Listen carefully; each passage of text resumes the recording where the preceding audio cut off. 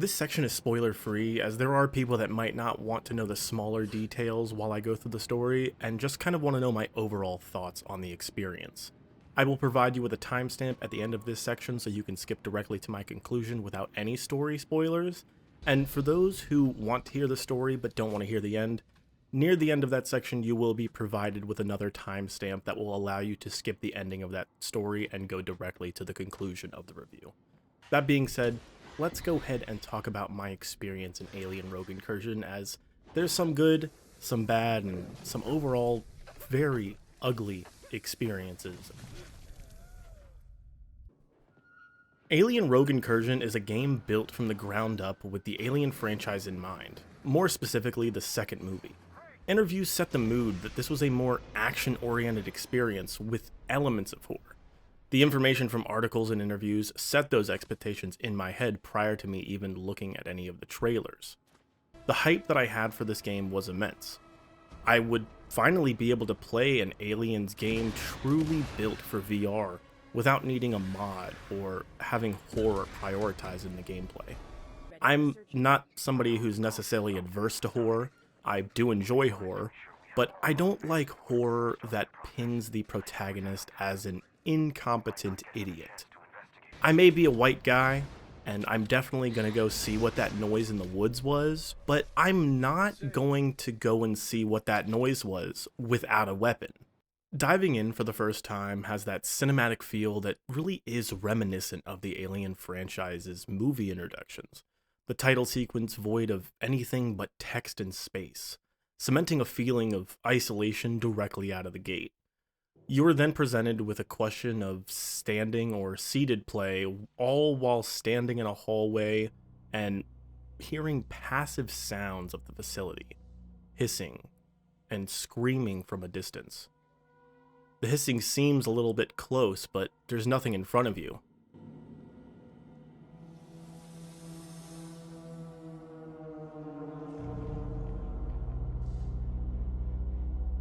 Menus in VR offer such wonderful presentations that set your player up for what they can expect to be doing and the experience that they can expect to have while playing your game. Furthermore, the setting and world design stay true to the spaces in the Alien movies. The cold metal halls with a focus on efficiency and cost-saving measures rather than a focus on being human and not being a hostile environment. Corners of darkness to help Xenomorphs blend in with their surroundings, along with ventilation systems for traversal for both yourself and any Xenomorphs that you may encounter while you are on Purdan. The terminals that the story prior to our arrival unfold through are great, being that kind of in-between visual element and aesthetic, and they do really stick to that formula of 80s tech that you would see in the original few Aliens movies. Just looking at that green text gives you that feeling of wonderment and that feeling of you are here in this environment. The way that you interact with these also adds the hostility of the environment with their kind of own unique design where you use a joystick to move the mouse around the screen.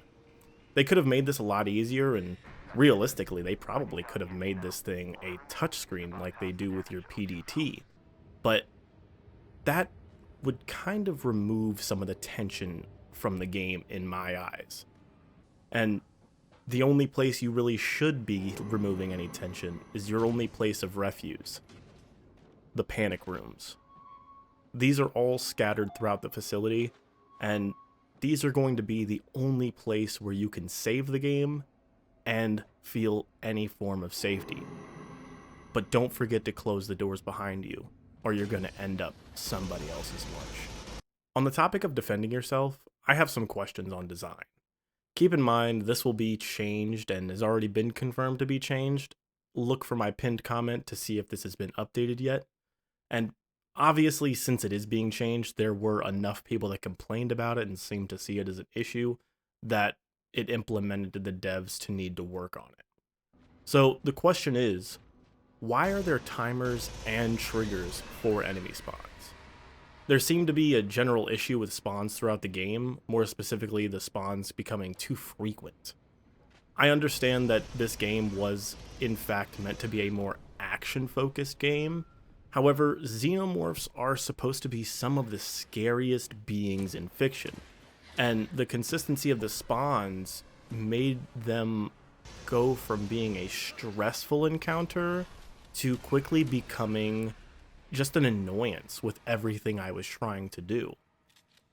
Unfortunately, or fortunately, depending upon how you look at it, there is a quest or a lore delivery system, via data disks or terminals. These data disks have a just playback of a voiceover, which is fine. I'm not necessarily too worried about that. Sure, send some things after me, I can replay it because it's stored in my PDT, which is like my little tiny computer that my character has. However, the terminals, there is no such thing. So I have to stand at this terminal, read the lore, comprehend it, all while continually having waves of Xenomorphs come at me. The only reason that this is an issue is not because I'm fighting. It's not that. It's that whenever your player is going for that 100% discovery rate of everything, they are in spaces for an extended period of time. So there was an area, the garage, that I'll talk about a little bit later. I was in there for about 5 minutes. There were quite a few spawns and 2 different terminals that I was attempting to read. It took me a while to get through those and make sure I had all the footage and just everything in general, and going around making sure I grabbed everything I needed to grab out of the area. But these spawns were just so annoying. Now, I would like to contrast this with me going back through a second time and not playing the game as an objective focused game. I'm not going for that 100%. I was just going to go back and get specific things that I potentially missed, now that, again, I kind of know where everything is and I can speed run it a little bit. This experience was a lot more enjoyable. The nice thing here is that, firstly, having these time spawns, and I know it sounds like even though I complained just then, I am praising them. If you have a player that is just rushing through, just grab and go, not necessarily worrying about the backstory, trying to read everything and grab all the data disks, they're going to have a fantastic experience. I felt like I was getting a good flow of enemies coming at me and really enjoying that experience where I was feeling like I progressed enough to have another battle, whereas whenever I was going for that 100%, I didn't feel like I progressed anywhere, and I already had 3 battles in the same space in a matter of 5 minutes. That's just not how I wanted to play the game, and that wasn't enjoyable for me until the second time I went through, which it did feel more like an action-oriented game that second time. Keep that in mind while you're playing. If you're someone who is going to go for 100%, going for all the terminals, all of the data disks, I would hold off until you read my pinned comment and see that we have officially gotten our spawn update for the game. Continuing to speak on how you're going to defend yourself, I want to talk about the weapons, because they definitely get the job done. And damage is going to kind of depend on the difficulty. I asked around in the Discord and kind of got different ups and downs on how many shots it really does take to take down a Xenomorph, where I had some people say it took 20 shots, I had others say it took 5. For me, some took 10, where my numbers came out one way, some others would come out a different way. But what I figured out is normal difficulty was about 10 pulse rifle shots, 3 revolver shots, and 1 to do shotgun shots depending upon the distance and hit location. I do want to add the caveat that I feel as though there were registration issues between the staggered and normal animations. So if I did shoot a Xenomorph and they fell to the ground and I continued to shoot them, until that animation of them falling down completely played through, none of my bullets were registering and hitting. So I'm not sure if that's the case. I was told it wasn't. However, who knows? You know, who knows? There are also grenades in this, and these are more of a sticky grenade or a sticky mine, if you will, allowing you to throw them on walls or in doorways while you're reading that juicy lore, you know, when you're trapped in a very small confined closet and you just don't want to be bothered by those, you know, xenomorph mom and dad coming in your room. You can tell them to get away with one of these grenades. Additionally, every weapon feels very accurate with weight that does feel as though you are holding that weapon. But if you want to move at your own speed for reloading and aiming, you can turn off weighted objects in the options. This was not an option at launch and did in fact come later as people complained, and I think unrelated a little bit.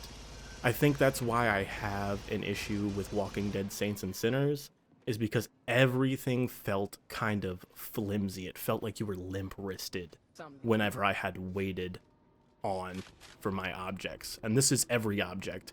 And unfortunately, it doesn't feel as though the objects had individual weight to them.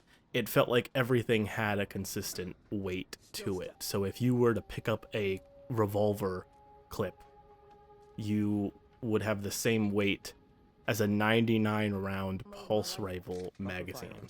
So keep that in mind while you're playing. I think it's best to turn this off, but that's just me.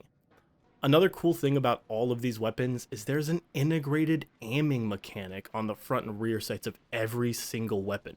They start off green, they'll change to yellow when they're almost aligned, and then as soon as they're fully aligned and you're going to be accurate, it's green and you are ready to go. Now, you can hip fire, you can inaccurately fire, you can fire whenever you want, doesn't necessarily matter. However, I just think that this is a nice touch for those people that may have a harder time kind of dealing with everything at once. There's also a very good diogenic UI for ammo, grenades, and healing. I believe that's the right word, but what I'm essentially saying is that this UI for the ammo, grenades, and heals is integrated into the game to where it meshes with the universe rather than pulling you out. I like this, and it's probably one of the coolest parts of the UI in the entire game. The final thing that I really do want to say on this is there are a lot of small details in Alien Rogue Incursion that add to the experience of the game. Are any of these required for the game to be enjoyable in any way, shape, or form? No, but I think the fact that the devs went out of their way to add this and really put it into the game and make the game more immersive and more believable just goes to show the character and the lengths that the developer really wants to go in VR to make that experience more immersive. I'll go a little bit more in detail on those as the video continues, and for those of you who are just here for my overall thoughts, go ahead, you can skip to this timestamp now and skip to my conclusion.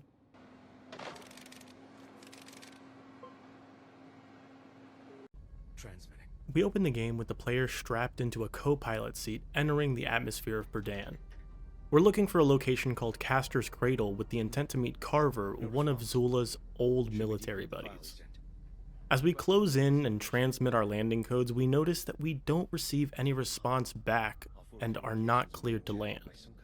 Shortly after, we have 2 missiles shot at our ship, hitting our engines and forcing us to crash land in the middle of Castor's Cradle.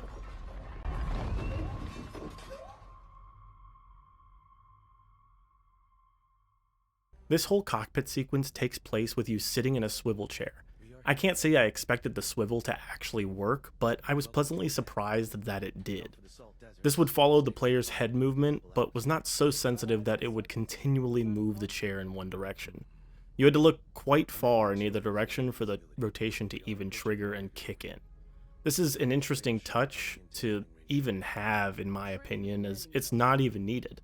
This is one of those small details that adds that additional layer of immersion to Alien Rogue Incursion that you will continue to see throughout this entire experience. After the crash, we would expect the site to be swarming with security, but no one has arrived. Davis thinks we were hit by an automated security system, as there are no signs of any welcome parties for us or life in general. There is, however, a lot of damage to the ship that needs to be addressed. We lift our crash bar and stand up on our feet, and this continues that small immersive touch that really, again, helps that world become more believable. As we head to the back of our ship, we open up an airlock with a lever located on the side of the door, and this little tiny physics-based interaction is the first of many that you're going to have, and it works really well. You can grab the handle, you will also have it kind of magnetized to your hand, if you will, if you're not actually going to press the button, and you could use any object that you can pick up if you wanted to actually pull this lever down, because it's not activated by your hand actually holding the object and pulling it down. It's activated by the physics of any object actually interacting with it. As you move towards the back of the ship, you eventually get it to the medical bay and use a syringe to heal your wound from the crash landing. This introduction does a perfectly fine job and kind of shows you how damage plays a role and what you're going to have to do to get that back. It takes about 2 to 3 hits for you to actually go down and need to restart from a checkpoint. I didn't think that this was going to be an issue, especially since, to me, it wasn't going to be that difficult of a game. But the more resources and stress started to play a role, the more I kind of found myself with low health more times than not. You add items to your inventory by bringing them to your chest, with each having a designated location on your body, and syringes are located on your non-dominant wrist. Your inventory count, again, is displayed on your wristwatch. This shows your syringes, your grenades, your ammo, for any equipment that you currently have equipped. So if you have your revolver out, it's going to show revolver ammo. And if you want to see all of your ammo as a whole, you're going to have to whip out your next piece of equipment. The data pad is going to be your map, along with inventory and intel, and will also serve as a key to access terminals, intel rooms, and listen to data disks. These data disks are also a way to get subsequent story beats prior to our arrival, and each subsection has a key that unlocks at the end once you collect all of the data disks in that section to give you access to certain terminals, as well as locked off locations that you otherwise would be unable to access without these data disks. We find our first one, and it's from Carver kind of telling us that something shady is going on with Gemini Exoplanet Solutions, who from here on out will be known as GES, and something is going on with something called Project BG Swift. I want to stop here really quick just to appreciate the design of the the data pad. This is just great and kind of shows that there was a lot of work put into the visuals of this game. The way that it folds and unfolds, you kind of see those exposed ribbon cables in the back and it plays out. It's interesting, and I just think I appreciate the small detail that went into this. I also want to comment on the tutorial though. Reading into something I was doing, I was looking at text and kind of expected it to connect to what I was supposed to click on the data pad, but that wasn't the case. And in my head, it was not clicking that wasn't the case. So I literally spent like 3 minutes just being dumb here, looking at the data pad, trying to figure out what I was trying to do. Furthermore, the way that you access this and some other pieces of equipment is not really the best, but I eventually got used to it. I think the inventory is a little weird, but I think this is the only way that it could have worked. And the inventory will also flip based on which hand you activate that inventory with, which I think is pretty unique overall. After we listen to that data disk, Davis informs us he got the engines under control, but we need to vent some pressure that's building up and bypass the O2 valves. This is where we access our first terminal, which is on the ship, and we vent the pressure and see a message from Carver that brought us here, as well as a message from Amanda Ripley with her testimony on Zula as a whole being charged with capital theft and desertion of duty. This doesn't necessarily mean anything as a whole. This is more of just a way to kind of not gloss over, but connect the worlds of Amanda Ripley from Alien Isolation and Zula Hendricks. While technically within the comics they are actually friends, and they talk to each other prior to Amanda going to see what happened to her mom in the events that took place in Alien Isolation. So I would not say that this is technically just kind of fan service, but I would say that this part isn't necessarily needed to matter as a whole to the story here. As I continued to move throughout the ship and interact with things, I noticed that maybe the magnetism from the player's hands is a little strong. This is usually something that is implemented by developers for two reasons. The first is helping players actually grab onto objects, and the second is making sure that the player grabs an object in a way that is visually pleasing. There are times that I would try and interact with things that the magnetism being there was so high that it just caused issues, and although it's there to try and keep me immersed, sometimes this allowed me to become less immersed due to the fact that the magnetism was causing me to have a bad experience with whatever I was trying to pick up. After bypassing the O2 valve, we meet with Davis and learn that there is no one here, or at least no signs of life. Since we're here, we're going to try and look for Carver, but before we can do that, we want to make sure that all of our equipment is working, starting with our motion tracker. This is stored on our dominant arm's elbow, and will track friendlies as well as enemies that are around us as we explore. This will also activate while just sitting on our elbow. You can deactivate this in the settings if you want and make it so it's required for you to pull it out for that added horror experience, which some like that, some don't. I just left it on the entire time as I didn't discover this option until my second playthrough halfway through. We also go and try out the pulse rifle. We get this and is stored over our dominant shoulder, which is my right shoulder, and holds 99 shots per magazine. As I stated earlier, it takes about 10 shots, if not more, depending, and 99 might sound like a lot, but it's not. Additionally, accuracy is quite shoddy unless you're burst firing, and even then, your first shot accuracy doesn't necessarily line up every single time, as I think the pulse rifle was programmed to be more of a cone shot rather than a straight shot, and then coning out as you continue to shoot. But that's just me. Another unique thing about the pulse rifle is that this has an open bolt weapon system, meaning that after you finish firing everything out of it, it's always going to lock closed. So whenever you put a new magazine into it, you need to re-rack it every single time. The bolt's not going to latch open and allow you to press a button. The last thing about the pulse rifle that you need to know is that it is used as a universal key. So keep a lookout for boxes that look like this throughout your playthrough, as this may be your only way to access certain areas as you go through the game. Once we leave the ship, we need to find a way to get into the building and its systems. Following our map, we hear a screech and know that we're not alone. Shit! Walk into it. We check a revolver on our hip, we empty the expended casings, and load 6 rounds. This reload, personally, is unlike anything I've ever seen in any game, and I'm not even sure that this is something that is realistic. And I'm not saying that that's a bad thing, I'm just saying that I'm not sure I've ever seen something like this for a revolver. Most people would just use a speed loader anyway. But from a design perspective, I think this way really does hit its mark. It adds that level of stress, as well as making it a very easy in and out motion to be able to reload this equipment. This is not prompted, and they never tell you that you can do this, but I want to make sure it's talked about as it's a very important piece of your playthrough. And you also have to keep track of a decent amount of equipment.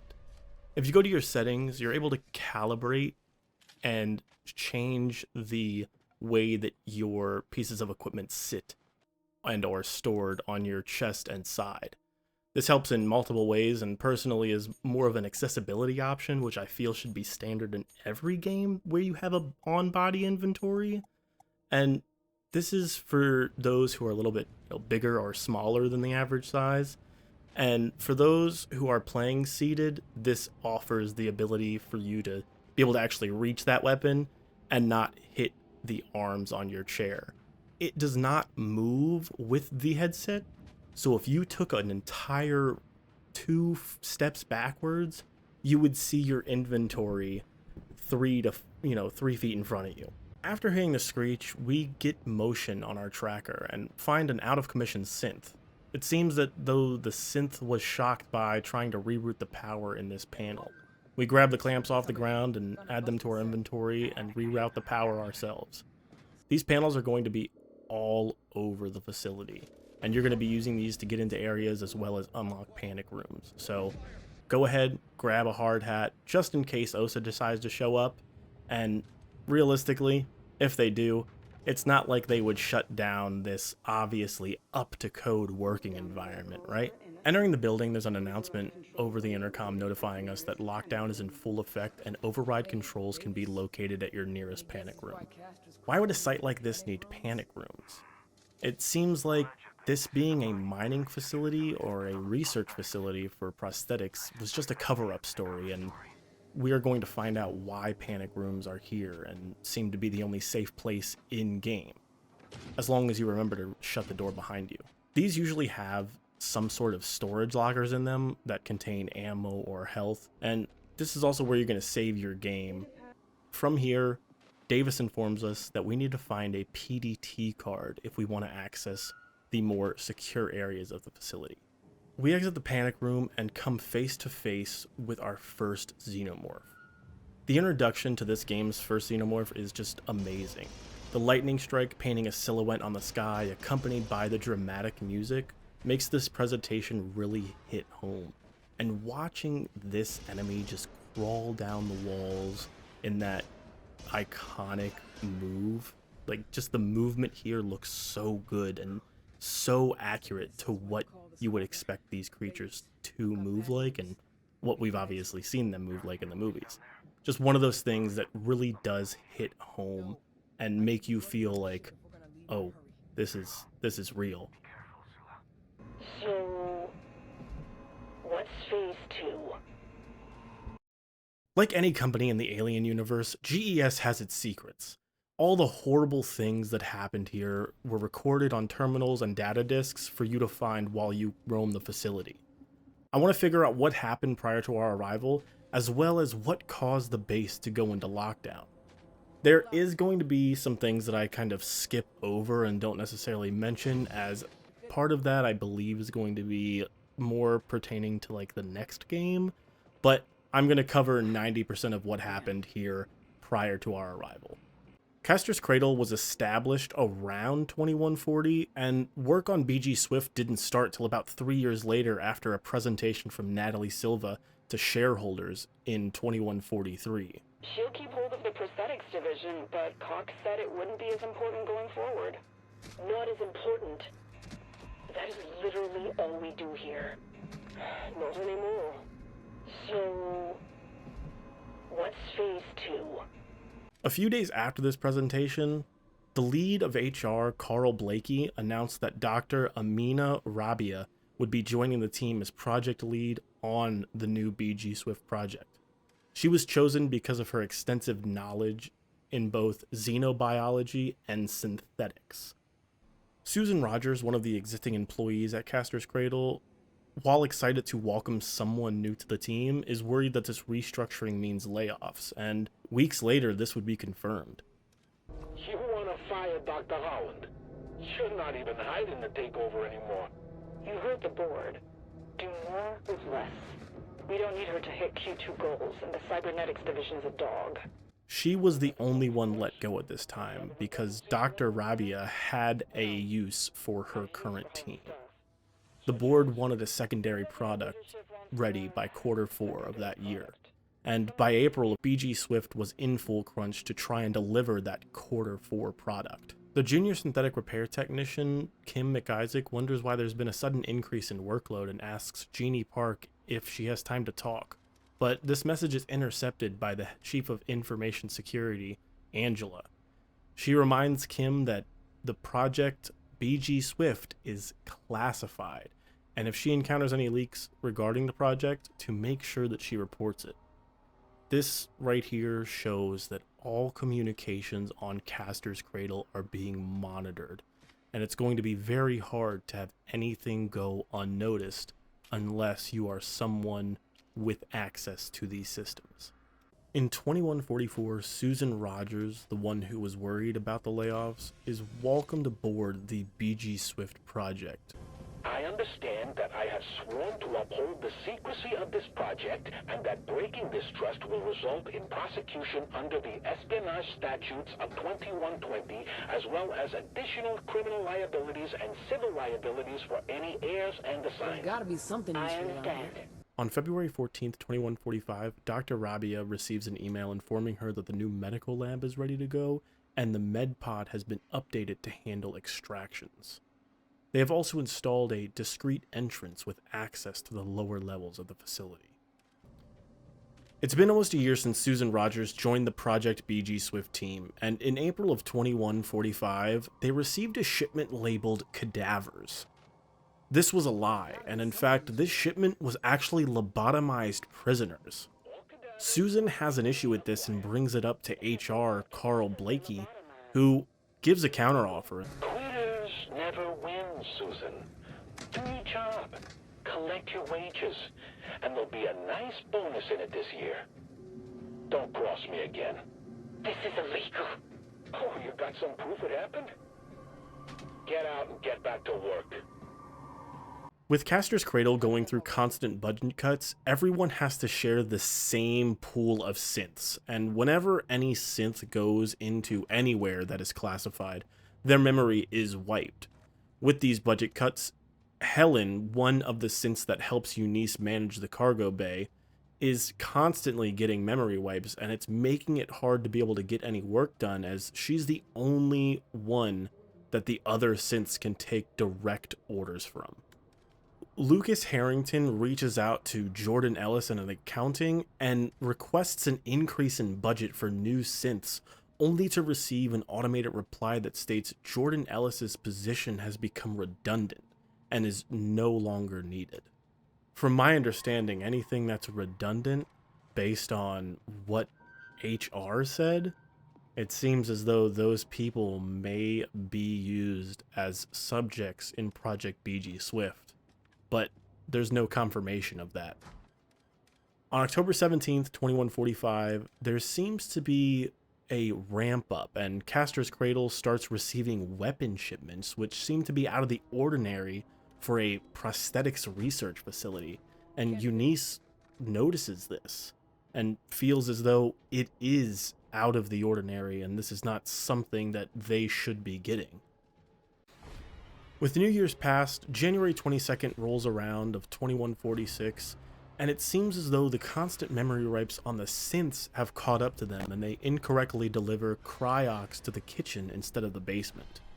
This quantity of cryox seems to be excessive, and Jeannie Park asks Eunice if Castor's Cradle is expecting new people to arrive, as this is going to affect her food orders. Eunice informs her that it's well above her pay grade and they shouldn't be expecting anyone as it's not on the shipping documents. Eunice asks Jeannie how her husband is, and Jeannie is worried that if she loses her insurance, she will lose her husband. Near the end of the month, there's another shipment. This shipment contains live specimens. It doesn't say what type of live specimens, but it describes the procedure of shipping and handling. They are only allowed to be inspected on the outside and must be sent directly to the secure loading dock by Helen, followed by having her memory wiped. Sadly, just a few weeks later, Jeannie gets news that her husband has passed away. This causes her to spiral. She's been reported multiple times for insubordination and negative comments towards leadership, and I can't say that I blame her. Since her role is so important, she was unable to be offered any leave to be able to grieve. The only thing they can offer her is counseling from the on-site medical researcher Greg Werner. Although she is reluctant, she ultimately is pretty much forced to take this and go the following day. I can't say that I expected this to go any differently than it did. My husband is dead, and I'm not gonna make it to the funeral. Then HR sends me a mandatory meeting with the quack life coach instead of someone who can help me sort out the goddamn insurance. Exactly what use are you to me? The following month, Carl Blakey, head of HR, mentions to Carver that there's been an opening in the security position for Project BG Swift, and he thinks Carver would be a perfect fit for this, especially with his prior military experience. He offers Carver twice what he's getting paid now in hopes that he'll stay on board and not take time off to go and visit his daughter. Unfortunately, he's left us with Already some have too pretty much. big shoes to fill, given his specialized training. Like military training? Yeah, I understand you have experience dealing with non-human opposition forces. Hell yeah. If you mean xenomorphic combat, then yes, sir. 10 years in the Colonial Marines. Retiring as sergeant. 2 bug tours. While working late one night, Eunice asks Helen what's the last thing she remembers. Helen, having been memory wiped, does not remember anything except the last 7 hours. Eunice feels a sort of friendship with Helen, as things between Susan and her are not going well at home. It seems that BG Swift has been rough on Susan and Eunice's love life, and unfortunately, Helen's the only way that Eunice can really talk to anybody about it. Whenever you have to move those live specimen containers. Oh, that doesn't bother me. I'm company property. Why does it bother you? Eunice? Because I'm a lonely person. You're so kind to me. That's hard to imagine. I go home, and my wife can't look me in the eye anymore. It's been about 3 years since the project has started, and there haven't been any incidents.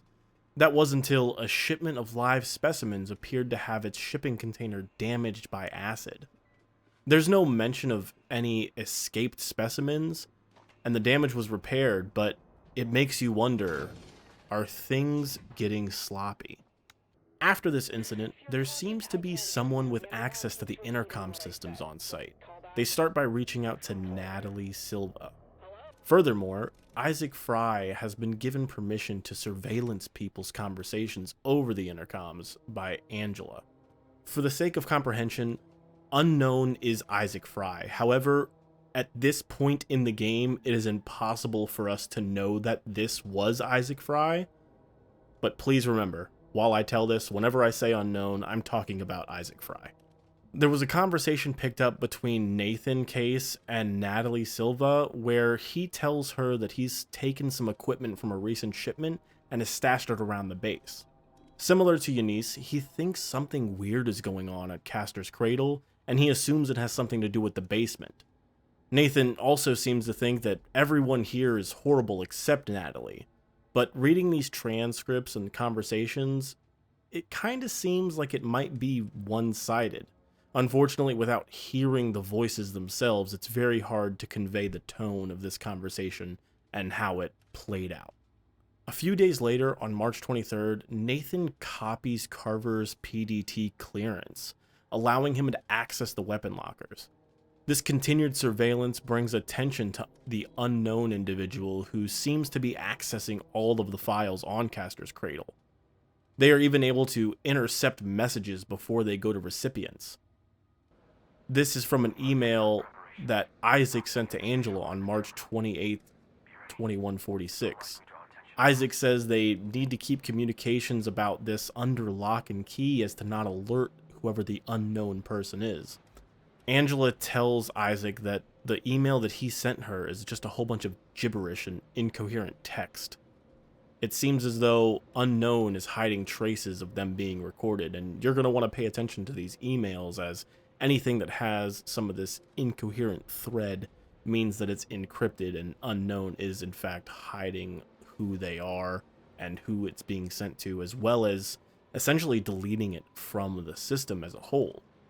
The following day, Jamie Standish reports that Nathan emptied a locker under Carver's biometrics, This was reported to her superior, Jamie Standish, who is part of the BG Swift security specialist team. Jamie attempts to report this to Angela, but the communications seem to have some type of encryption from the unknown to cover up what happened. Isaac, again the unknown, goes ahead and meets him directly, lying to him and telling him that the locker incident was all a test and to keep tight-lipped about it as it has to do with bonuses. Angela finds this out and emails Isaac, unhappy that she was never told that Natalie was in on the plan and was essentially working with them to get Nathan. Isaac knows that Natalie's not part of the plan, but he plays it off as to move eyes away from him as being this unknown person. The start of March has employees threatening to walk out, as on top of the current workload that was already given to them prior to the start of Project BG Swift, they were not prepared for what the project entailed. Maria Lovelace, Carl Blakey, and Greg Warner need to figure out how they can get these people under control, as they know that Dr. Rabia is the one pulling the strings for the company. On top of Unknown causing all these issues at Castor Cradle, there seems to be a growing number of both disgruntled and overworked employees, leading to infighting and a higher chance of someone starting to work with this unknown person. Our only 3 endocrinologists are threatening to resign after less than a month of this. You gotta be shitting me.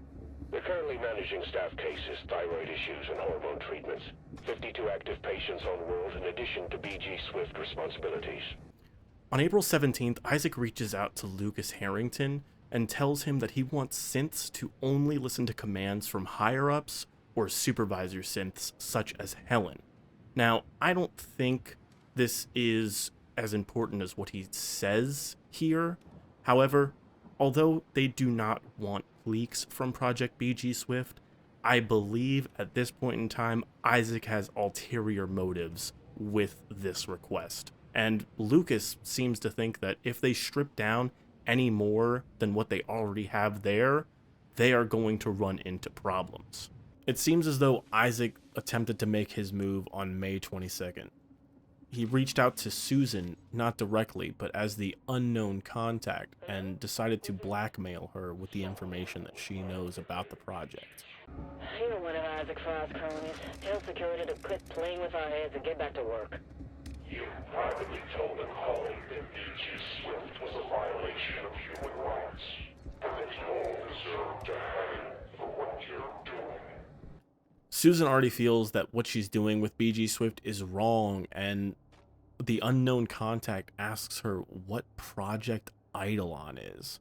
She denies any information till she speaks with Unknown just 10 days later, and talks about the lobotomized prisoners that still have the ability to feel pain and cry out when chest bursters breach out of them. I've never seen one of them cry like that. Even lobotomized, they have some surprising reflexes. It was sick. You said the ones they birthed are different. Not exactly. It's the hosts we modified. To what end? Even with the absence of a mind, the process is still so traumatic for the hosts at that scale that we... Sorry. This is the first time I said it out loud to anyone. Laying out like this makes me feel like a monster. Carver, after being stationed at Castor's Cradle for almost a year, is being eyed for a promotion to security lead due to the vacancy in the BG Swift security team project. Carl Blakey thinks his prior experience in the military will be a great fit, and him having a daughter that he wants to support off-world will add a layer of personal motivation. He takes the promotion, which then has him seemingly raising flags constantly about the way that they're doing things with the project. They seem to be moving quickly, and so quickly that they have 18 Xenomorph drones in one containment unit. Carver states that the facility is overcrowded. Dr. Rabia agrees and believes that they need to focus more on Eidolon and show what Project BG Swift can really do. Agreed. Agreed. Yes, Mr. Carver. I think you're right. We've been showing off our drone production as a shareholder distraction. but it's time to move beyond the obvious. We desecrated corpses as a distraction? But don't be so dramatic. We needed the resulting compound, but BG Swift is so much more. The board doesn't understand the power of what we're dealing with, but they're about to. Is there anything else, Mr. Benjamin Carver? No. No, ma'am. Thank you. Finding another data disk, we discover the unknown contact is Isaac Fry. On July 1st, 2146, Nathan is forced to work under him, otherwise he will report Nathan for everything he's done thus far, stating he has committed a lot of felonies in just a few weeks. You've been stealing company assets for the past 4 months. Meanwhile, Ben Carver reaches out to his friend Alex Peterson to grab a drink and unwind, only to receive a reply back from Evelyn Hart, who is in charge of cold storage, informing Ben that Alex's role has been made redundant and he's been put in cold storage ready for transport back to Earth. Not only does Ben Carver have to deal with Xenomorphs, which, as already stated, are being handled in unsafe numbers, but on July 13th, he brings up that the synths are getting weird after memory wipes. Isaac Fry does not seem to care and thinks wiping their personalities will change this. Why would Isaac care? We can't keep wiping their memories every time we return them to general use. They're getting weird. Do you need their personalities then? No reason to risk it. On July 14th, 2146, Nathan has to carry out his first assignment by planting a call bridge in the BG Swift facility. Without prior authorization, they won't let Nathan anywhere close to the BG Swift facility, so Isaac creates a ticket impersonating Angela while trying to submit a ticket for a work order. Not knowing Isaac is the one behind all of this, she thinks nothing of it and puts the whole facility on notice that there is an ongoing investigation. Isaac is the one leading the investigation, so we can't really expect anything to be found from this at all, as he's obviously not going to report himself. Further leaks continue to happen from Project BG Swift as a work order filed on July 16th, 2146 details a synth that has been damaged by massive claws. Keep in mind that the synth repair techs are not aware of what is going on with Project BG Swift and what is actually being done with the research here. Ben Carver reported his first breach in containment due to a malfunction on the intercom system, causing a buzzing sound that agitated the live specimens. This is one of those dates that's kind of messed up. It says that the event occurred on the 10th of August, but the email was sent on the 1st. So keep in mind, some of these dates are a little out of whack. I wanted to make that clarification here as I continue this, because sometimes they don't make sense and I have to put them where I think they should be going for the more important events. A few days after this, on the 8th, Ben reached out to Eunice and asked her if Alex made it back to Earth or was actually sent back, and she confirms that he was nowhere on the manifest. I'm guessing that his body was used for some sort of experiment in Project BG Swift. On the 14th of August, Greg Warner brings attention to the higher management that Ben Carver has potentially faltering loyalty, and thinks that they should probably keep an eye on what's going on with him. This loyalty really is connected to his high stress levels, his fiscal difficulties, and the lack of time with his family. Additionally, it's been around 6 months since Jeannie's husband passed away, but besides her having difficulty with management, Greg doesn't think that she has any wavering loyalty, but does notate that there is a decline in standard operating procedures. That night, Isaac Fry reaches out to Greg as the unknown contact, exposing him for something he did on the 4th of July and blackmailing Greg for information gathering on the people stationed on Purdan. What do you want? Information. Context about our friends here on Purdan. Tell no one, or we'll find out what your colleagues think of your indiscretions. Tell me you understand. On the 16th of August, Ben reaches out to his daughter asking for updates on life and her schoolwork. Unfortunately, he also has to inform her that he doesn't know the next time he's going to be able to see her, as he has not been given any time off from Project BG Swift. The 28th of August, Isaac told Lucas Harrington, who is the head of synth operations, to change Helen's highest priority programming, moving the protection of GES assets and employees to a lower priority. Lucas rejects this and states that this could compromise the safety and well-being of all employees and does not seem like a good idea. Following another therapy session with Greg Warner on September 5th, Dr. Rabia decides it's time to put surveillance on Ben. Although Isaac tries to insist it's not required, he ultimately is forced to. She doesn't want to leave anything up to chance with Project BG Swift. I think we should establish surveillance on Mr. Carver. All right. That's a lot, Doctor. Work it out with Giordano. Physical and data, full collection. If you start having the staff spy on one another... Thank you, Isaac. Already full. Well, I just think that... With resources limited and synths continuing to have issues with glitching, Angela decides it's time to limit access to all near-field communications to supervisors and supervising Sith units like Helen or Mikey. On the 9th of September, an automated system messages IT about unauthorized access to communication systems. This conversation at the time is unknown who Nathan is speaking to, which we now know as Isaac Fry. This conversation between Nathan and Isaac is Nathan's attempt to scare Isaac. Nathan knows Isaac wants to kill everyone, and Isaac knows everything that Nathan has done up until this point. Isaac manipulates Nathan into continuing the plan as promised, and promises that Natalie Silva will be spared and will be able to leave with Nathan. That same day, a synth is vandalized. Kim McIsaac, who is a junior repair tech, reports she has no idea what happened and says the synth was wiped. Half an hour later, she receives an email from Jeannie saying she owes her one, meaning, more than likely, Jeannie is the person who vandalized the synth. On September 21st, it was discovered that Carver was downloading data on the project, and they confined him to the upper floors.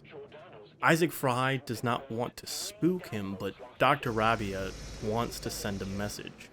In turn, they also want to see who he sends that information to. So we're not sure if he's a whistleblower or a mole? Does it matter? Shut off his access. Confine him to the upper levels. What are we supposed to tell him? The truth. He's under investigation.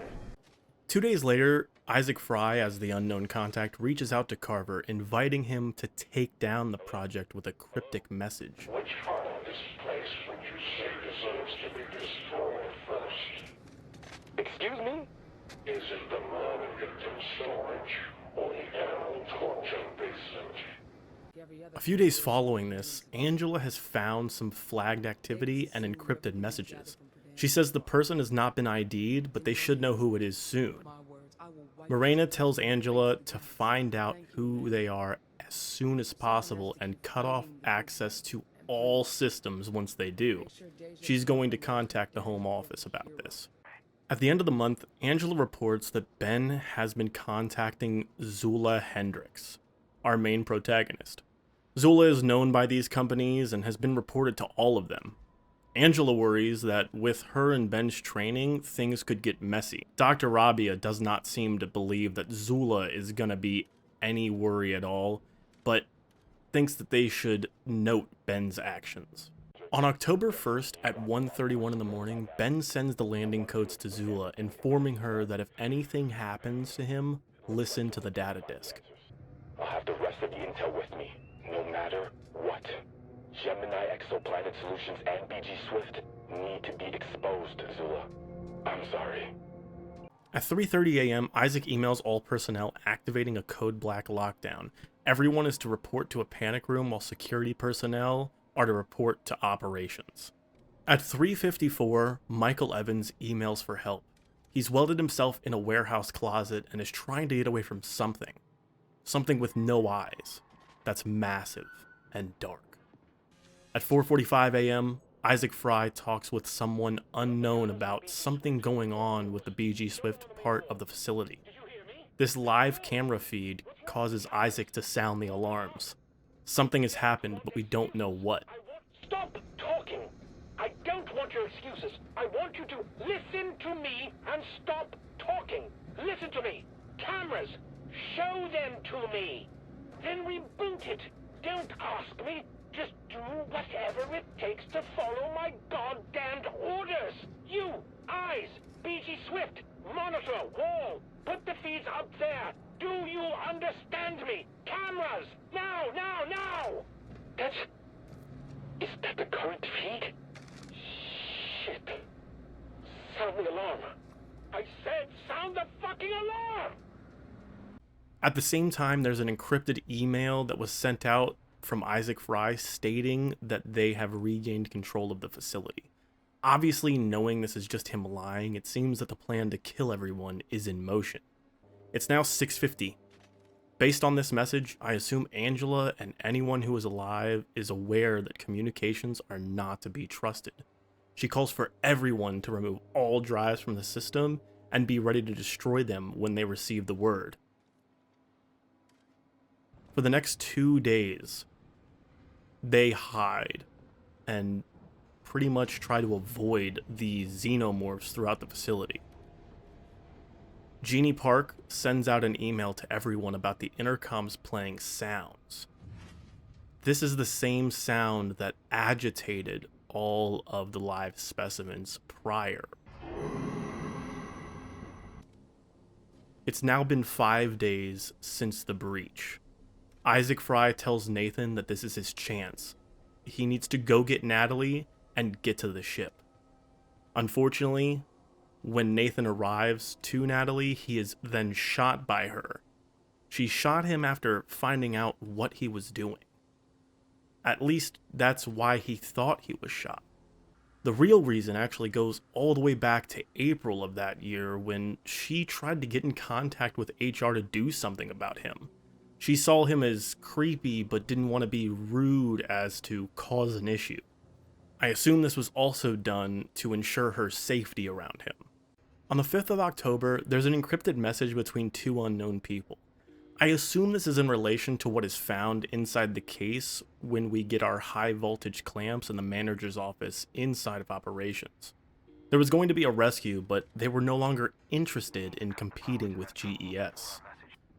I'm unsure who would have taken this research other than Isaac Fry, and the body here seems like that's who it might be, since the last men who seemed to be alive at the time were Nathan, who was shot, and Isaac Fry as the unknown person.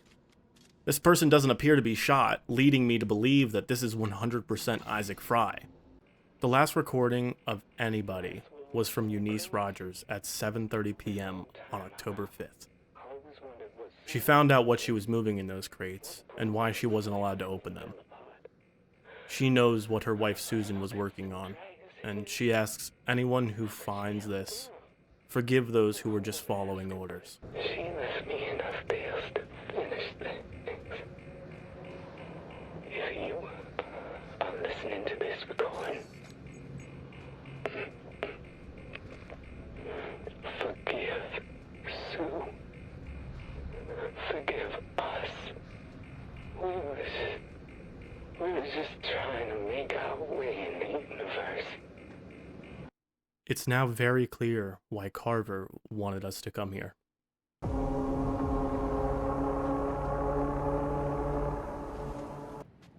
Back to the present day, we head towards the entrance of the facility's garage. We are stalked by Xenomorphs knocking snow off the roofs, alerting us of their presence.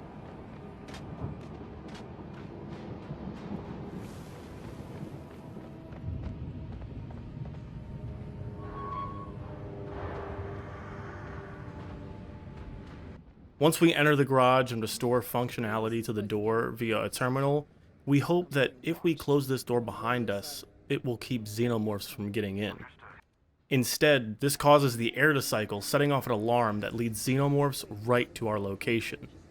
Before we enter the main facility, I explore the garage, making sure to grab anything I can while I'm here.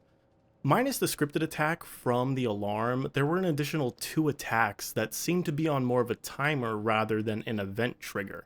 It's been no more than 5 minutes and we've been attacked 3 times.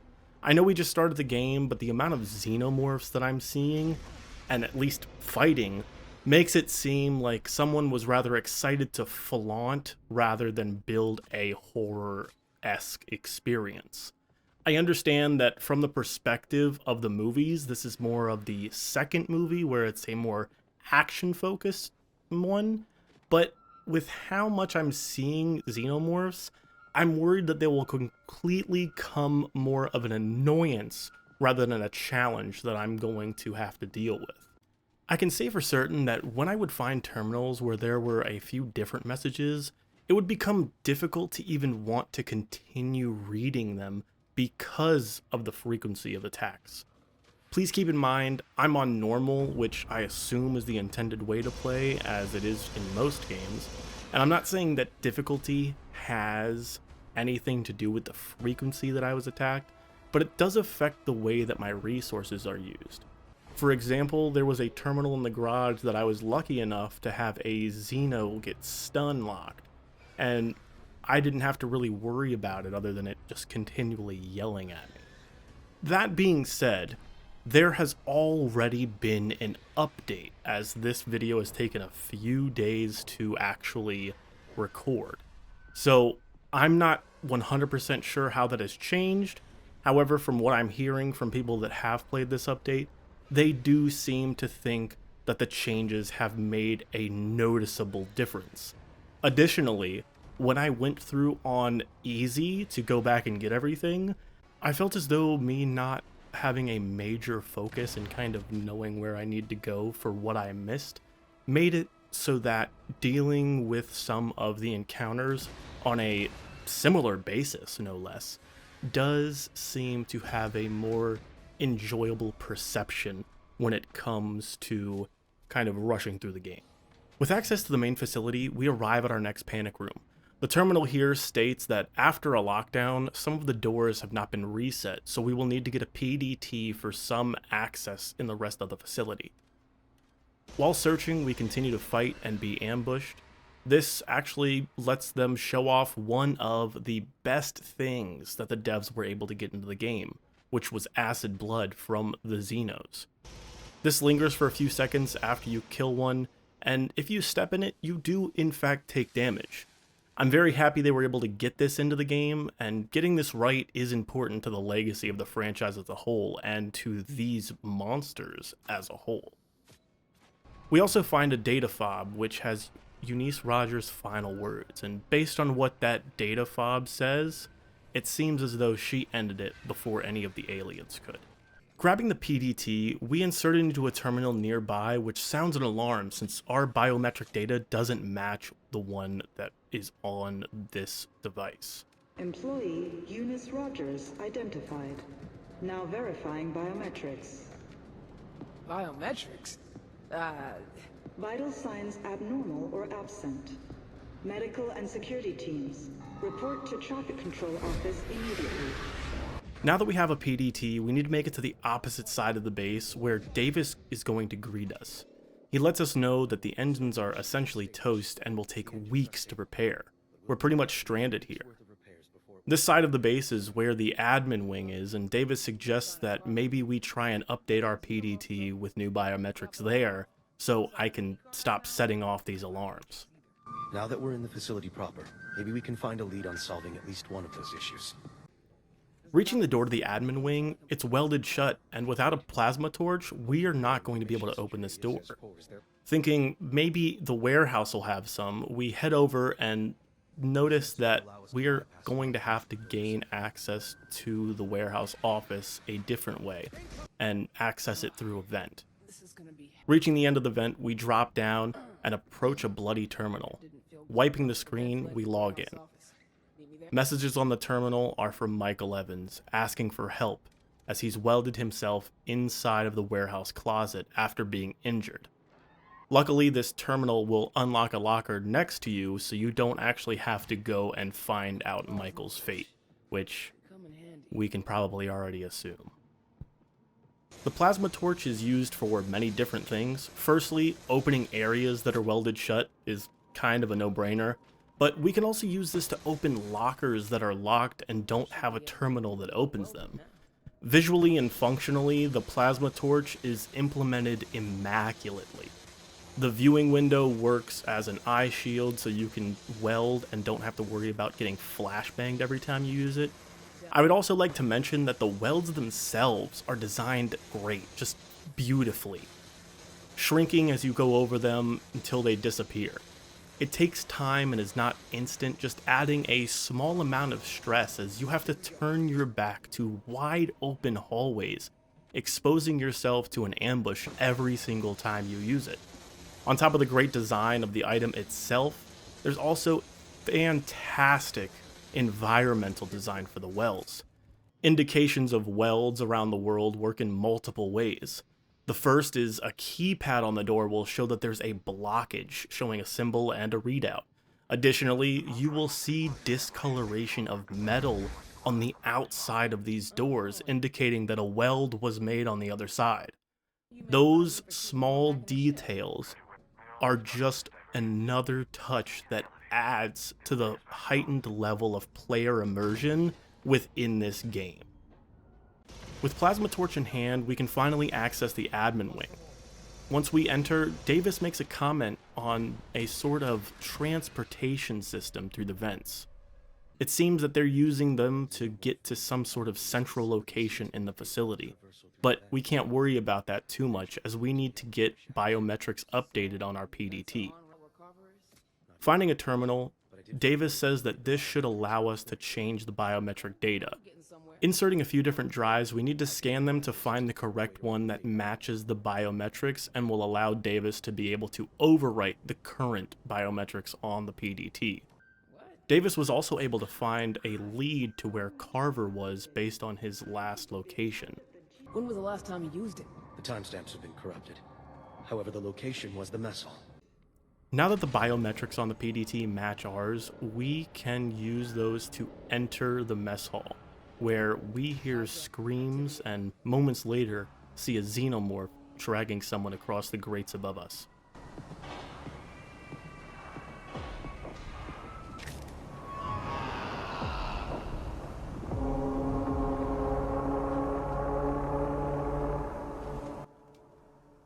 There's nothing we can do to save them, and this moment could have hit much harder if we hadn't already encountered 30 plus Xenomorphs at the time before the update. This moment would have been pivotal if encounters were done so in a way that didn't constantly have them spawning. We continue to reach the mess hall, but there's no sign of Carver, and worse, we're being ambushed from everywhere. Even with Davis and the ammo we have, we are no match for the onslaught. Davis is put out commissions shortly after the attack starts, leaving us to try and survive, and unfortunately, we do.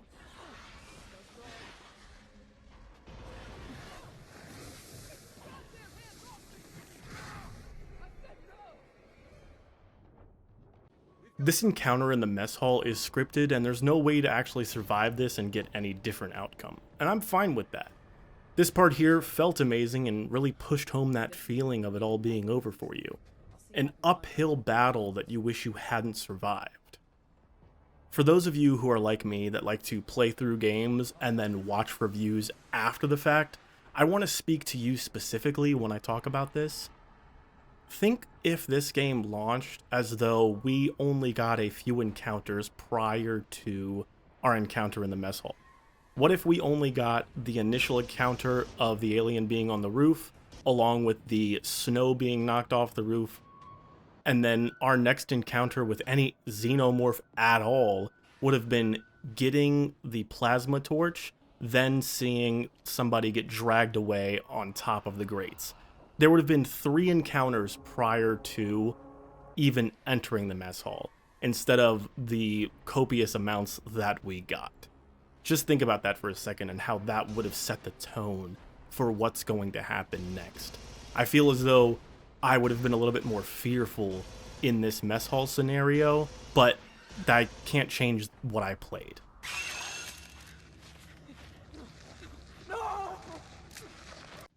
We wake up in the nest to Davis contacting us.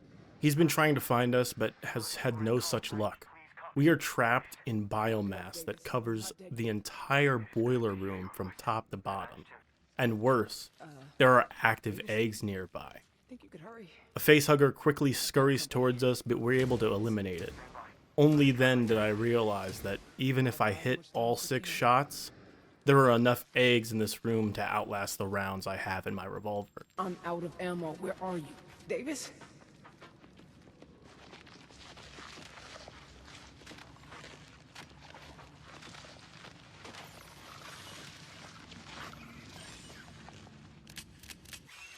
The visuals for this, I don't personally feel like this is what it would look like, especially based on the movies. It seems as there was a reason to not cover the entire player's screen. My guess is for people with claustrophobia that may not have had a great time with this.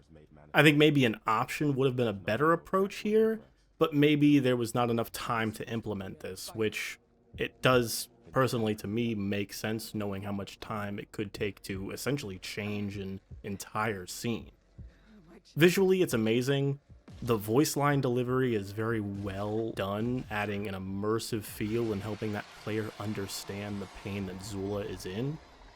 Once we awaken, we find a xenomorph coming down from the ceiling and walking towards us, only to ignore us and kill who we can only assume to be Michael, who drops a plasma torch. Grabbing the torch and cutting ourselves out of the biomass, we hear Davis singing. We call out for him but don't receive any response. We know we have been infected, which is why none of the xenomorphs are attacking us and are essentially just ignoring us while we are going around the whole nest.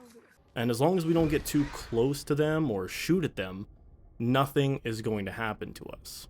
Obviously, if you're like me, and this being a VR game, you need to see how much chaos you can really cause here. So what did I do? Obviously, anything anybody else would have done. I picked up a piece of metal and tried to throw it at a xenomorph to see if it would attack me or if it would even damage the xeno. Unfortunately, it doesn't. It's not the biggest deal by any means. It's just one of those things that, although I didn't expect it to work, I wanted to see if it did. And if it did, fantastic. If it didn't, I already had the expectation it wasn't. But could you imagine just that little tiny detail that they just put into here on top of all the other tiny details they've already implemented? There's just so much here that really makes me feel as though the part 1 is kinda justified. We continue to move through the nest, making our way to Davis. There's a lot of cool set pieces that we encounter, one of them being a chest burster being born as we make our way up a makeshift ladder. This is a pretty cool moment that I felt was very alien-esque. Obviously, this whole area feels that way, but these smaller touches are what really does it, in my opinion. Especially after crawling through the vents area right after the ladder, adding a claustrophobic feel on top of the fear we already have being deep in the nest. Once we find Davis, he definitely seems to have seen better days. We need to figure out how to repair him, and the only thing we can do is take his head, which has a backup of his memories and programming. Pulling out our plasma torch, we disconnect his head, taking it with us shortly before we come across a shotgun, which he lost earlier along with his arm. Now that we have the shotgun, I just want to say that this thing is a powerhouse. The only downside is the slower reload does make this a less utilized weapon when it comes to more prolonged fights. I think for me it comes down to the very scripted, or which feels scripted, reload sequence that all of these weapons have. And this seems to be happening on higher end projects that I've seen in VR. I believe it's more of a mix of reaching bigger markets, thus new VR players need to be accommodated, alongside the option to have items be weighted. This option seems to slow down just about everything when performing actions, and I didn't notice this option until my second playthrough, so you can turn off the weightedness of these objects. It seems everything also just has one weight, so there's no difference between one shotgun shell and an entire magazine of pulse rifle rounds. With the shotgun in hand, it's time for us to blast our way out of here. And once we shoot that first Xenomorph, we need to get it together and start running. We encounter an elevator which doesn't have any power, so we need to find the power panel and reroute that power. Once we do and we call the elevator to our location, this sets off an alarm and we are swarmed until we are able to have that elevator arrive. As the elevator arrives, we hop on and head to the first floor to find the synth repair bay and upload Davis to our datapad. Interfacing Davis into the datapad is done via a type of mini game. This has you connecting probes into his head as he walks you through the sync process. This is a very weird sequence that might be disturbing for some and really shows off, at least in my opinion, how immersive and heightened your senses can be and add to the believability of the situation that you are in when you play games in VR. I won't say I was turned off by this experience, but I will say that it did feel slightly unsettling when I was poking a probe through Davis's eye. Just jam it in there? Affirmative.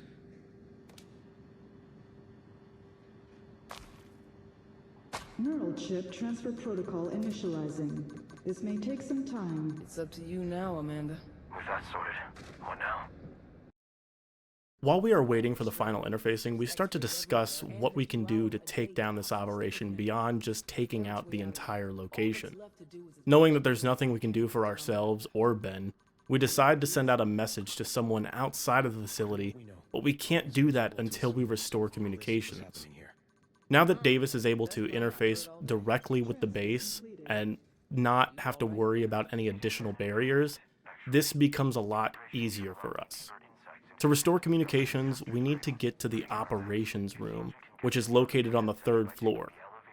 Before we leave the repair center, this is one of many potential first encounters you can have with a grenade, where it gives you both a grenade and a healing syringe at the same time, just in case you are clumsy and hurt yourself like I did. But I think these are set up fantastically, and the grenades themselves are really nice.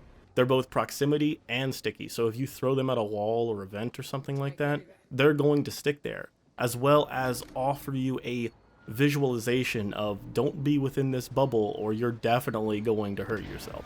Although the blast radius is bigger than that bubble, so I recommend you move away from it. This bubble will make it so that you know a specific area is actually covered. We get to the 3rd floor and discover the only way we can access the command center is via a locked door. The only other way would be shooting out the power to open this door. Unfortunately, without our pulse rifle, there's nothing we can do as the glass is too strong for anything we currently have, whether that's our revolver or a shotgun. We need to head back to the mess hall and retrieve our pulse rifle that we lost in our last stand. But before we head back, we upgrade our PDT at a nearby terminal that will grant us access to yellow locations. Our first being a storage room in the same area. Just a side note, I spotted a voltage puzzle on the wall, but I could not do anything with it as my clamps were not strong enough. Thinking that maybe this storage closet had the clamps, I spent longer than I'd like to admit here looking for them. The only thing this closet had was a data disk named Unknown Caller. I wasted so much time here as I forgot that I needed to go and get the pulse rifle, and the PDA or datapad made it seem as though this was an optional objective rather than being a step towards the primary objective. This is where having a semi-open concept of a map can mess with the story pacing and make it as though steps have been missed or done out of order without explanation. This section took me 20 minutes to get nowhere due to what I felt was a lack of clarity on my datapad, keeping multiple markers instead of forcing me to only see a sub-marker or forcing only one. This could have been a 100% of me issue, especially since I'm looking in every corner of the base for anything I can find. All of this thanks to one puzzle that I couldn't interact with. Getting back on track, we reach the 2nd floor and enter the maintenance tunnels to access the mess hall. While in the tunnels, Davis has a kind of heart-to-heart with Zula. Even if this is an action-adventure game, there still are moments that ground you in the humanity and can really pull at your emotions. If you will permit me one comment on old business, I would like to say, I'm sorry I failed to rescue you. The fact made more unfair by my ability to escape the consequences of that failure here in this tablet, while you cannot. You dove into a hive alone to come get me. And if you hadn't, I wouldn't have been able to shoot a way back out. We're a unit of two holding our own against a galaxy of hostiles. Don't apologize for a miracle like that. Maybe I'm not saying sorry. Maybe it's thank you. You heard all that, huh? Who's to say? These tunnels will quickly take you out of those emotions, however, when they are full of xenomorphs stalking you. Being in these smaller spaces really means you can't go anywhere and are essentially trapped here with only your wits and your weapons. You will more than likely get hurt, but this really does add tension to what I can only feel is a more opened game. And once you get back into the mess hall and heal yourself up, you don't necessarily feel as though you're in as much danger. Once you drop down from the ceiling and get to the lower levels where your pulse rifle was left, we need to fight our way out and make it back to the elevator, feeling a sharp pain in our chest, almost blacking out. It seems like the chest burster is gestating faster than we anticipated.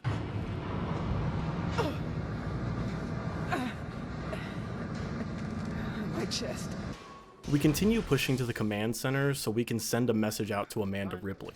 This whole section is very 50-50 for me, as I failed a few times and became annoyed with the whole process that needed to be done every time. However, I will say that once you officially start the process, the time in between each step will not spawn any more xenomorphs, which is how it should be done in my opinion. This all but guarantees you will be able to move around and open supply crates that are around you. And in this big open space, it also allows for many of those iconic approaches you see in the Alien franchise. The walls, the vents, ceilings, floors are all covered when they approach. Finding the central terminal, you record a message to Amanda telling her of the events that occurred here, what happened to you, and to tell Carver's daughter Deja about his death. Someone has to keep fighting the good fight. And please, make sure Deja Carver knows her daddy was a hero. With the message recorded, it's time to align those satellite dishes. And it seems as though we're not the only ones that wanted to take down this station and everything with it. Someone's sabotaging us. After we align the satellites, it sets off an alarm, and we're attacked again by more xenomorphs. The last two sequences here, I would encourage you to save between them, as I ran into issues with staying alive. Additionally, I would throw the drives into the center and confirm they were there and actually fell into the center where I need to insert them, only to have them teleport somewhere else. I'm not sure why this was the case, but it either needs to be fixed or needs to be redone.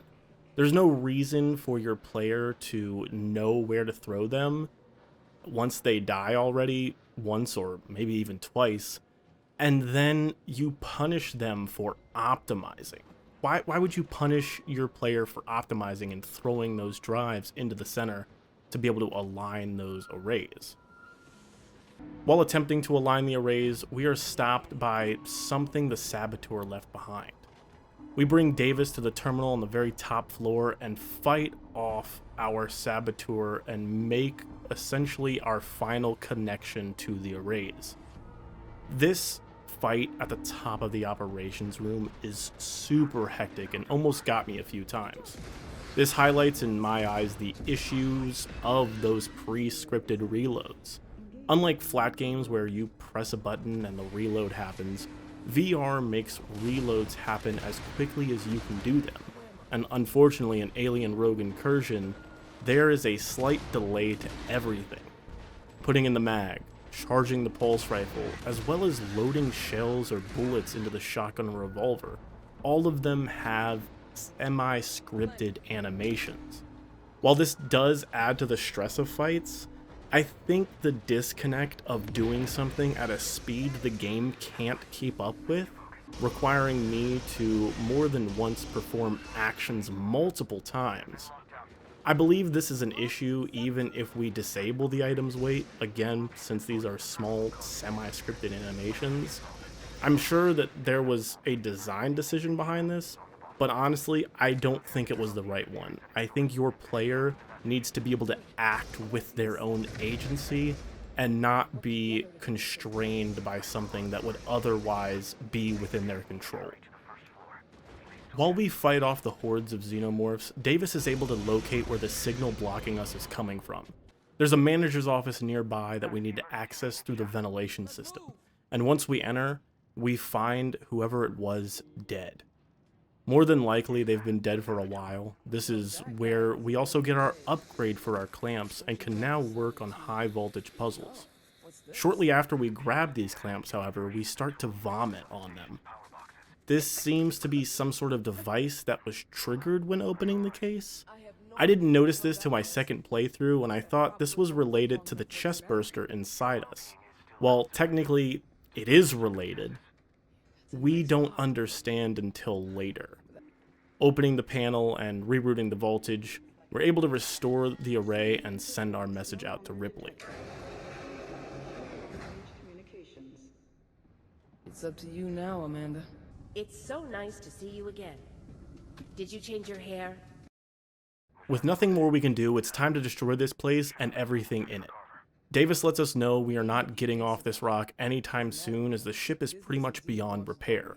Zula thinks we might be able to use our ship as a bomb to blow this place sky high.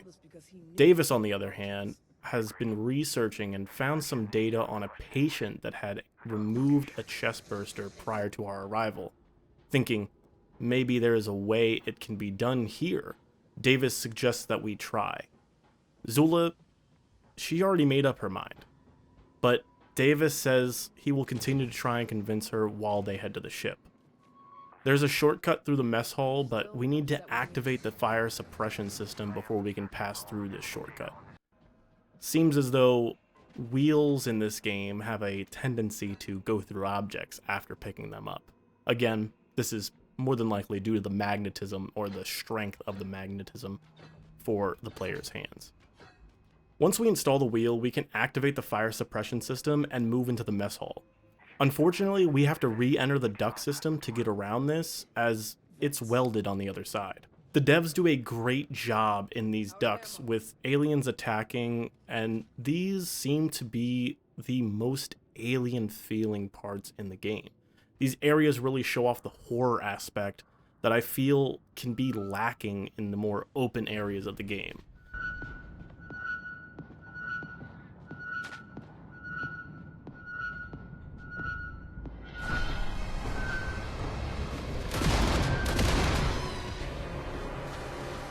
Once we get to the other side of the door, we open the door to the interior bridge and it's collapsed, exposing us to the harsh outdoor weather and a chance to either jump and survive or fall to our death. Okay. I'll be pushing my luck. I think I can make the jump. We jump across and we end up in the medical airlock, asking Davis, is this truly the only way to get back to the ship? Or is he trying to force us to get help?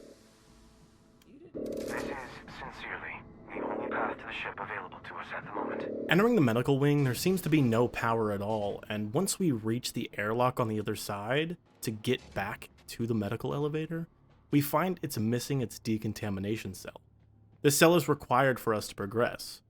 We look around the medical wing and we find one on the other side in the hands of a dead body. This is going to pretty obviously be a jump scare, but somehow it still manages to get me anyway. These cells are not something you can just put into your inventory. You actually have to carry this all the way to where you need to insert it. This adds an additional layer of both difficulty and stress to the game, which in my head, especially with the music that's playing, I'm just panicked the entire time. Installing the decontamination cell, we are now able to head to the medical elevator, encountering another synth that gave me a strange feeling. This is one of many that you will be able to encounter, however, none of them appear to be hostile. This may even be the first one you see if you've not been clearing entire floors with your PDT after you upgrade it, hence why I felt it had a sinister intent. There's also the fact that I played Alien Isolation where this was an enemy type. So to me, I assumed I was going to be attacked by these things, but was pleasantly surprised that I wasn't.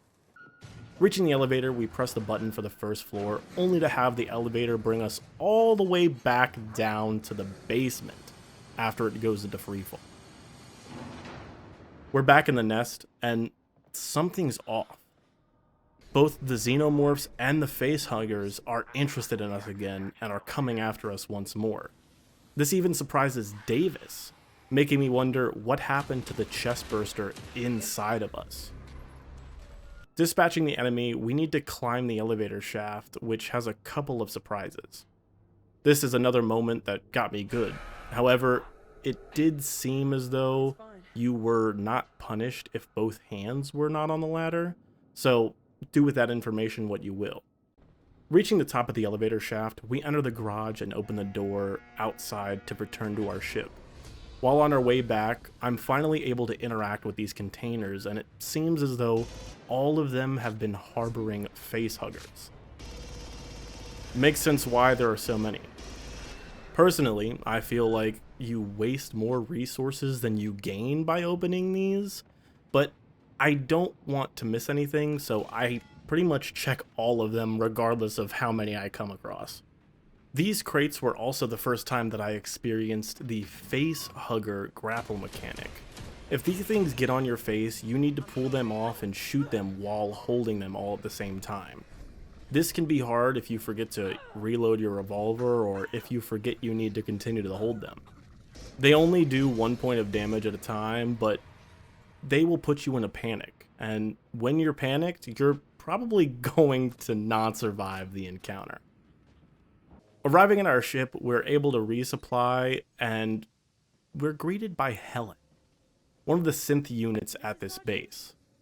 It seems whatever we did has restored functionality to synths on base, and luckily for us, they don't remember much. She believes we're Eunice thanks to our biometrics, however, she seems to not remember what we look like.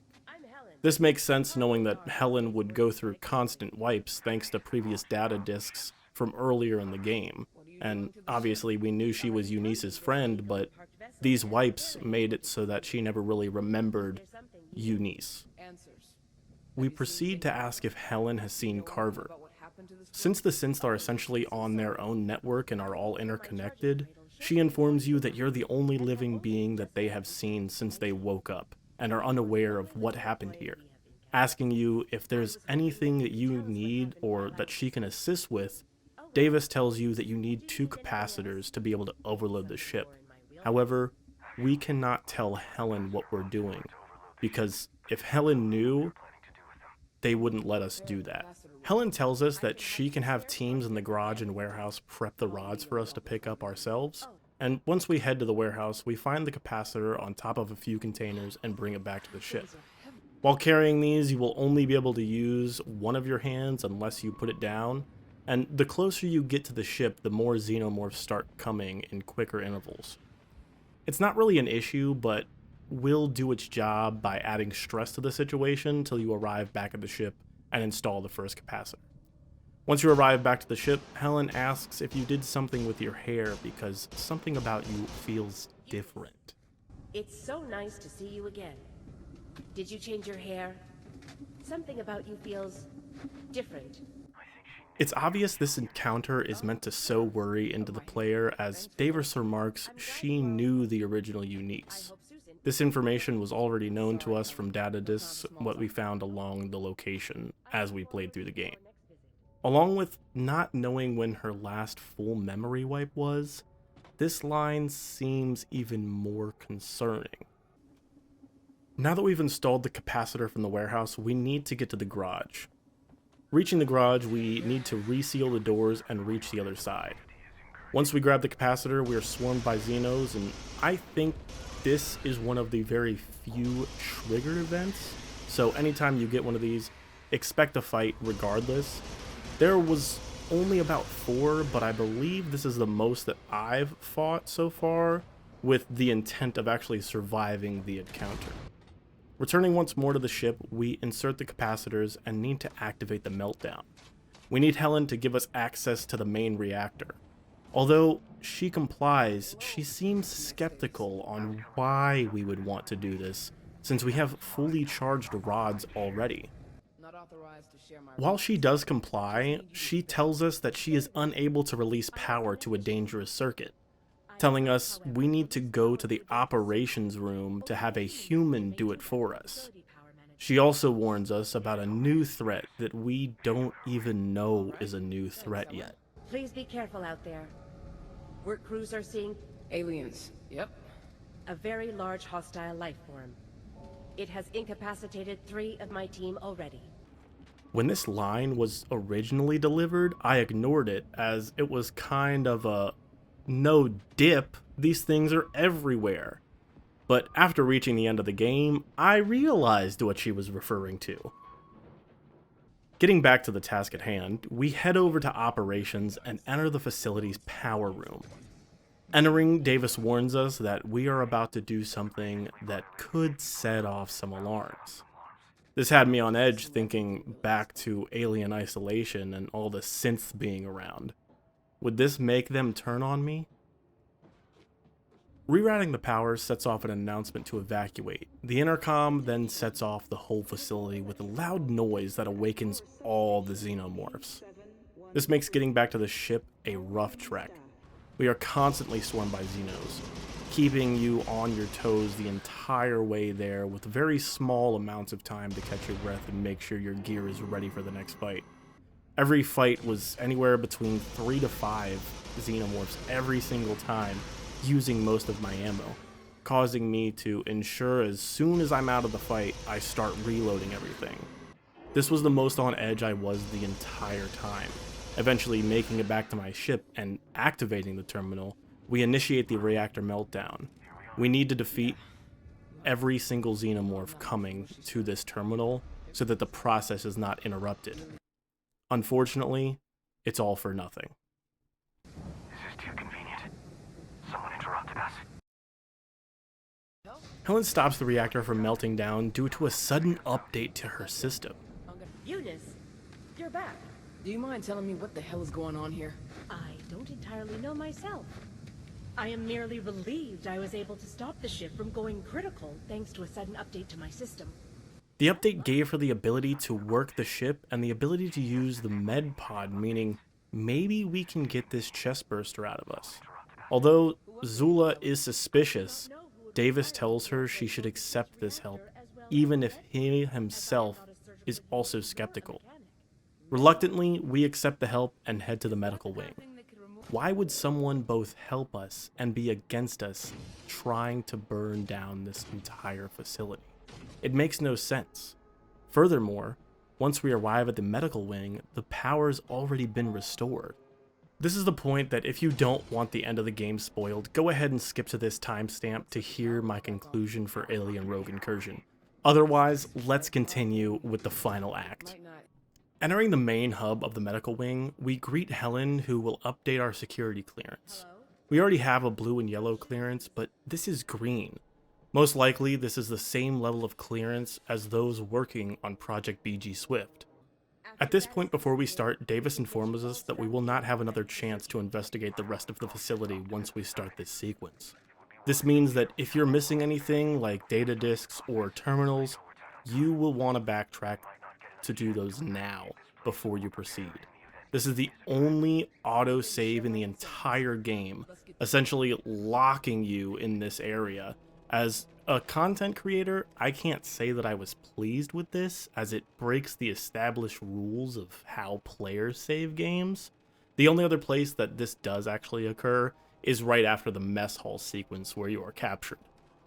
Right after we complete our upgrade, the medical wing is put into lockdown for unauthorized life forms in the quarantine area. We are then swarmed by Xenos from all directions and must take them out to lift the lockdown.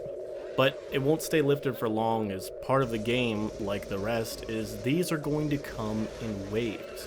Every time this happens, whichever room you're locked in, or in at the current moment, you get locked into. Unfortunately, there was an issue that caused me to have to restart some of this at least twice, due to the fact that some of the Xenomorph pathing didn't work, and the Xenomorphs were caught inside of a vent and never came out. Wasn't necessarily a big deal, but I wish I didn't have to deal with it nonetheless. After we take out this first wave, we're told by Helen to head to the operating room so we can start the procedure. Obviously, this being our first time in the medical wing with it being powered up, I want to explore. I find a waiting room, and personally, this is the most alien feeling room in the whole game from a civilian perspective. It kinda has that original Aliens vibe from the aesthetic of a civilian in this universe. I felt kind of a need to appreciate this room, just because, for me, this was one of those areas that kind of felt out of place in the whole game, while still feeling, weirdly enough, to be exactly where it needed to be.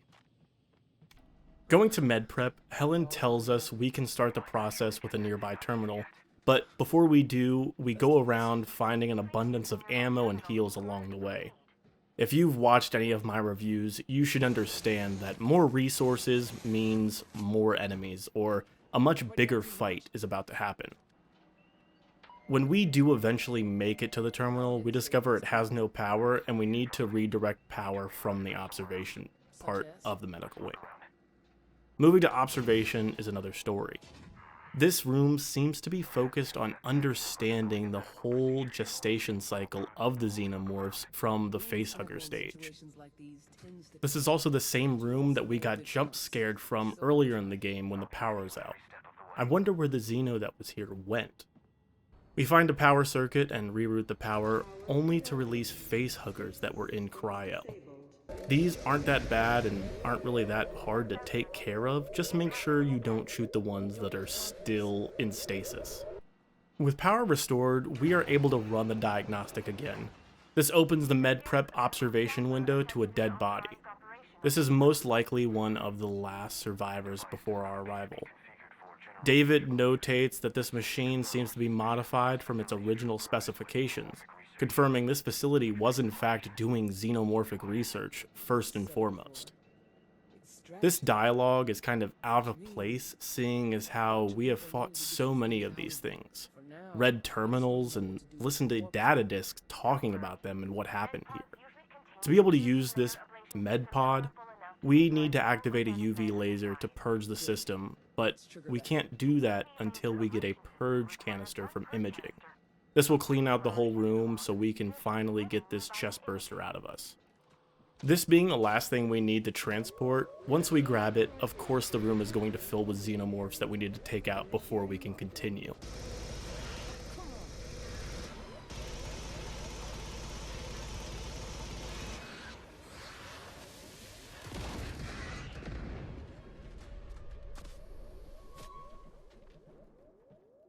Returning back to the med prep area, we insert the canister and purge the room before we enter for surgery. Initiating purge sequence. Purge sequence complete.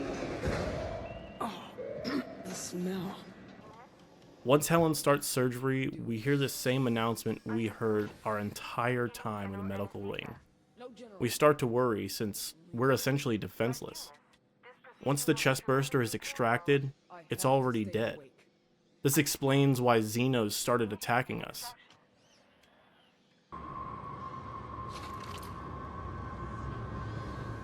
Finalizing extraction. Moments later, an alien queen comes up behind Helen and stops the surgery process, bashing Helen against the glass. It attempts to come in and kill us, but we lock it in the med bay and attempt to purge it, only for there not to be enough power and only be able to break the exoskeleton, exposing its chest. This is enough for us to damage it with the pulse rifle as long as it's standing still. You can also use grenades and the red pipes that are all around the room to slow down the alien queen. After a long fight, we take down the queen and Carver contacts us. Hello? It can't be. Can you hear me? Carver? Carver?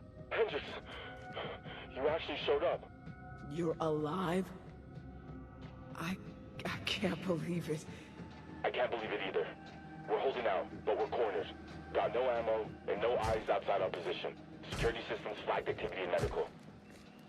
I had no idea it'd be you. I'm here. I got you. Who's we? Where are you? Me and a couple of the other survivors holed up outside cold storage in sub-basement 6. Got about 100 staff in cryo. Sub-basement 6? My maps don't even have one. You ain't seen the half of this place. There's a cargo elevator for classified use. It needs a voice print code. Have you seen it? Yeah. Go there. I'll let you in. We enter secure elevator and head down.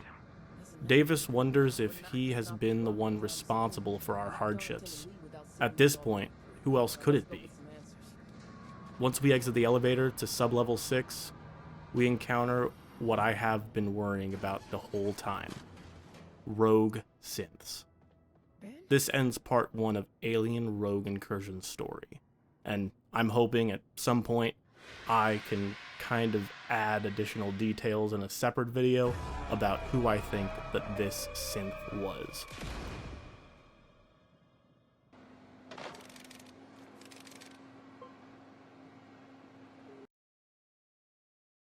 So what do I think of Alien Rogue Incursion?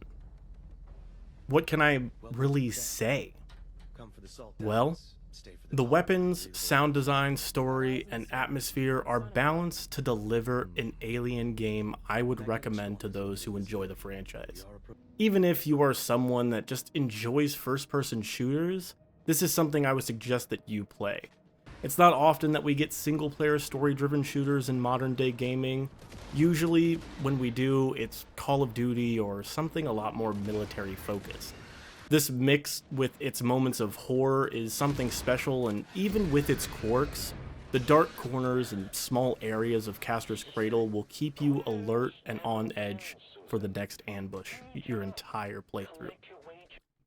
Setting aside the fact that this was not originally announced as being a part 1 in a series of games, by the end, I'm actually happy it is. Although I feel there were some things that could have been done to improve this experience, I feel as though this first part does enough right for me to feel excited about part 2, especially since these issues will more than likely be fixed with updates, and realistically, most of them are. With updates that have consistently happened since release, it's clear that the developers are serious about making the game perfect. These updates also show that the studio is open to player feedback, with an update on spawns coming soon, which it has already released, and you don't have to worry about looking at the comments for that one, like I said earlier in the video. They've had very open communication with the community, doing their best to answer any questions the community has, as well as, again, taking that player feedback. So, yes, give Alien Rogue Incursion a chance, because even without this review coming post enemy spawn update, I can say I had a great time. I hope you enjoyed listening and floating through space on the Nostromo. My name is Butters with an O. If you enjoyed this long form review, I try to have one new review out every single month, so make sure you like the video and subscribe to the channel. And if you want to support a little bit more and help this channel go even farther, consider becoming a member for as little as $1. This will give me more time to make these long form reviews and get them out much quicker. Once again, I want to thank you for allowing me to make my reality part of your virtual reality. See you next time.